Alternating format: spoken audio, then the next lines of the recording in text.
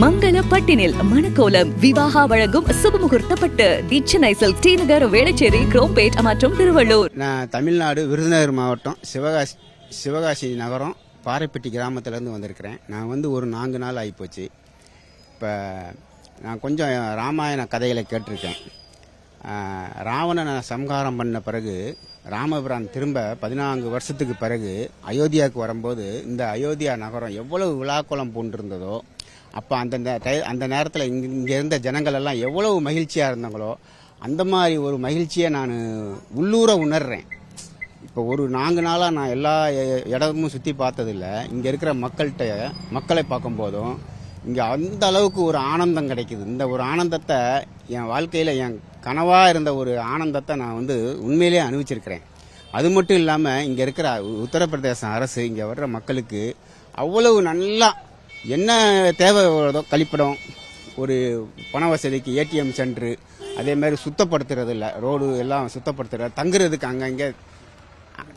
அங்கங்கே உண்டான வசதிகள், குடிக்க தண்ணி வசதிகள், சாப்பாடு வசதிகள் வந்து எல்லா மாநிலத்தில் இருந்து சமுதாய மக்கள் அந்தந்த ஏரியாவில் இருந்து நிறைய வந்து எங்கே போகிறோமோ நம்ம பார்க்குற இடத்துலலாம் டீ கொடுக்கறது, பால் கொடுக்கறது, சாப்பாடு கொடுக்கறது, இங்கே ரொட்டி எல்லாமே காலையில் 7 மணியில் ஆரம்பிச்சாச்சுன்னா நைட்டு 9-10 மணி வரைக்கும் எந்த பக்கம் திரும்பினாலும் நல்லபடியான சாப்பாடு, தண்ணி வசதி எல்லாம் நல்லபடியாக கிடைக்கிறியா.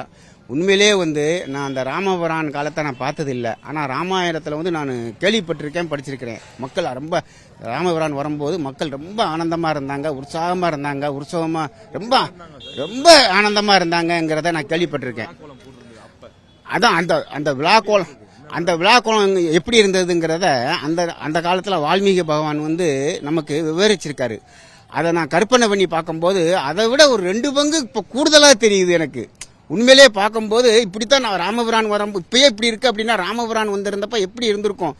அப்போ அதை விட நம்ம நல்லா பண்றோமாங்கிற ஒரு மனசுக்குள்ள அவ்வளோ ஒரு சந்தோஷம் இருக்கு. நல்லா பண்ணியிருக்காங்க அரசும் சரி. இந்த உத்தரப்பிரதேச அரசை வந்து நம்ம உண்மையிலே எவ்வளவு பாராட்டினாலும் தகும். அந்த அளவுக்கு நல்லபடியாக மக்களுக்கு எந்த கஷ்டமும் கிடையாது. எந்த மக்களுக்கும் நம்ம ஏரியா நம்ம ஊர்களில் வந்து ஏதாவது ஒரு ஃபங்க்ஷனு, ஒரு அரசியல்வாதி வராங்கன்னா பிடிச்சிக்கிட்டு நிப்பாட்டிக்கிட்டு செஞ்சுட்டு இருப்பாங்க. அந்த பிரச்சனையே இல்லை. இங்கே எல்லாபடியாக மக்களுக்கு அவ்வளோ ஒரு பக்தர்களுக்கு எந்த ஒரு சிரமமுமே இல்லை. அதை பார்க்கும்போது எனக்கு ரொம்ப நிறைவாக இருக்குயா, மனசு ரொம்ப நிறைவாக இருக்குது. உண்மையிலேயே இது வந்து முழுக்க நம்ம மோடிஜிக்கும் நம்ம யோகி ஆதித்யநாத் அவர்களுக்கும் ரொம்ப எவ்வளவு சொன்னாலும் மனமாற அவங்களுக்கு வந்து நன்றியை நம்ம எல்லாருமே பக்தர்கள் எல்லாருமே தெரிவிச்சுக்கிறோம். நன்றியா. நாங்கள் தமிழ்நாட்டில் இருந்து விழுப்புரம் மாவட்டத்தில் பாளையன்னு ஒரு கிராமத்துலேருந்து வரேன். இந்த மாதிரி ஒரு எல்லா நாட்டிலையும் இருந்து வந்த சாதுகள், சாமிகள் எல்லாருமே இங்கே வந்து பார்க்கணும், இந்த ஐயாவுடைய விழா கொண்டாடணும் அப்படின்னு சொல்லிட்டு ராம ஜென்ம பூமிக்கு நமக்கு எல்லாருடைய காலம் இங்கே பதிய வைக்கணும்.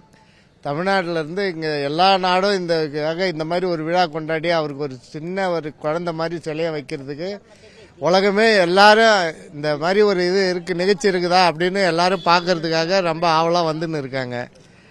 எவ்வளோ பேர் வந்தாலும் இங்கே அவங்க வந்து அவ்வளோவோ எல்லாரும் அவ்வளோ ஆனந்தம்.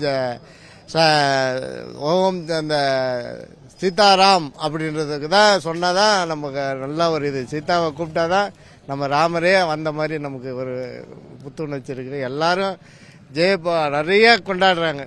இறைவனுடைய வழியில இவர் தான் இறைவன் என்றது நமக்கு உணர்ந்து அப்பயும் நம்ம உணர்ந்துருக்கிறோம். ராமர் தான், அந்த கிருஷ்ணன் தான் ராமர் அது அப்படின்னு சொல்லிட்டு இந்த அயோத்திக்கு நம்ம உலகத்துக்கு ராமர் மாதிரி நம்ம வாழணும், ராமர் மாதிரி இந்த மாதிரி மனைவியோட இருக்கணும் அப்படின்ற ஒரு உதாரணத்துக்கு அவங்களாம் நம்மளுக்கு எடுத்து காட்டிட்டு இந்த உலகத்துக்காக கொடுத்துட்டு போயிருக்க ஒரு பொக்கிஷனு. இது நம்ம வந்து பயன்படுத்துறதுக்கு நமக்காக ஒன்றுமே பண்ண தெரியல.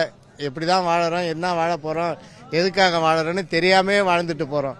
முன்னோர்களை நினச்சி பார்த்து வாழ்ந்தா நமக்கு எதுவுமே தேவையில்லை. கொரோனா வரும்பொழுது ஒருத்தவங்க தொடக்கூடாது அப்படின்னு சொல்லி எல்லாரும் பயந்து ஓடி தாய்க்கு எதாவது ஓடணும்னா கூட அவங்க போய் கதவை சாத்திக்கிறாங்க. அந்த மாதிரி ஒரு பயம் எதனால வருதுன்னா நீங்கள் பண்ணுற எல்லாருக்கும் பிரச்சனை இருக்கிறதுனால தான் இந்த மாதிரி கொண்டு வராரு இறைவன். செய்திகளை உடனுக்குடனும் துல்லியமாகவும் தெரிந்து கொள்ள சப்ஸ்கிரைப் பண்ணுங்க.